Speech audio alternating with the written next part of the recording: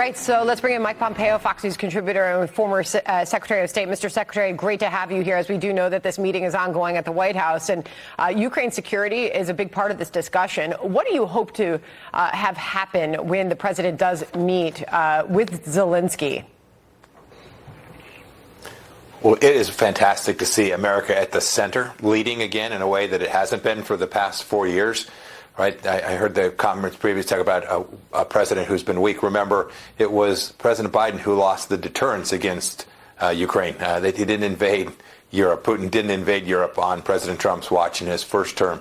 And so I'm very hopeful that that will continue, that deterrence will be restored, that the security guarantees that are necessary to get not just a ceasefire, but a real lasting peace, one that for another 25 years or however long we can expect, actually delivers for the Ukrainian people and for Europe. And that, of course, will require the United Kingdom, who's visiting with the president now, President Macron in France, the Germans, the big economies of Europe to step up their efforts to secure their own freedom and their own liberty. And when they do that, I'm very confident they can know that the United States will see that it's in our best interest to assist them in providing that very deterrence model that we had for 4 years.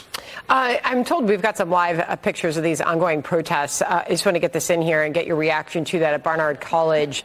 Mr. Secretary, you can see the Free Palestine signs. These are pro-Palestinian protesters, obviously, at that college. They've forced entry into campus, but they're clashing with the staff on campus. What is your thought when you see this, Mr. Secretary? You know, I've now taken a role as a visiting professor at Columbia, right where they're at. I have no problem with peaceful protests, but when you violate basic rules by taking over a building, the institution has a duty to protect the other students, protect the other students' freedom of speech, and this is no more First Amendment protected than Man in the Moon. They should throw these folks out. They should punish them. Those students ought to be banished from the school. They should hold accountable those students for being mature and engaging in freedom and free speech, not for committing the very violence that they've shown by taking over this building. Mr. Secretary, I want to play out some words of the Vice President, J.D. Vance, as there are critics of the administration who says that they are bowing to Russia with some of their policy. This is Vance defending President Trump on diplomacy and defending just that. Listen. Every single time the president engages in diplomacy, you guys preemptively accuse him of conceding to Russia. He hasn't conceded anything to anyone. He's doing the job of a diplomat, and he is, of course, the diplomat in chief as the president of the United States. From your view, is this president taking the right approach, Mr. Secretary, when it comes to Russia? So in the end, this is about power, and President Trump has demonstrated his willingness to use power to deliver outcomes that are good for the American people. Look, I know who started this war. If Vladimir Putin laid his weapons down today, peace would be at hand. If the Ukrainians did, President Putin would roll through Ukraine and maybe rest of Europe as well if he could. So I think that's simple. But they're in the practitioner's role now. They are trying to achieve an outcome. They're trying to negotiate a solution that's good for America, good for Ukraine. Give them a lot of latitude to do that. In the end, you have to demonstrate to Putin that peace is in his best interest, and a peace on a set of terms that doesn't demonstrate that his aggression will have proven worthy and an outcome that was good for Russia. He has to have been viewed as having lost.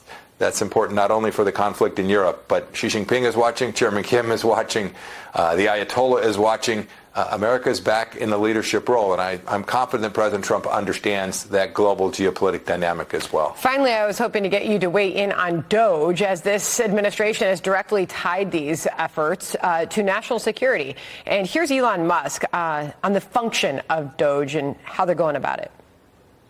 Doge is a support function for the president and for the agencies and departments to help achieve those savings. Just go to doge.gov.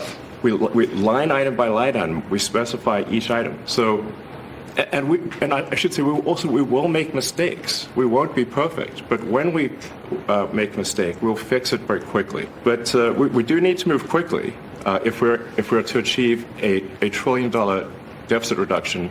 Mr. Secretary, are you a fan of Doge and its function?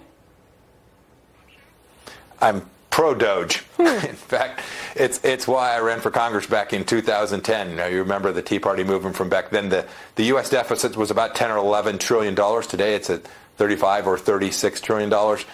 There is no time like the present to get serious about economic growth and spending and getting the federal government back in line with what American people can really afford.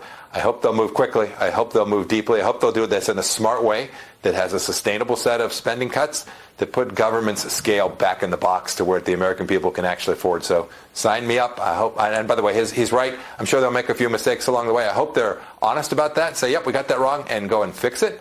If they do those things, this will turn out to have been really good for the entirety of the American people. All right. Always great to have you on, Secretary Mike Pompeo. Thank you very much, sir.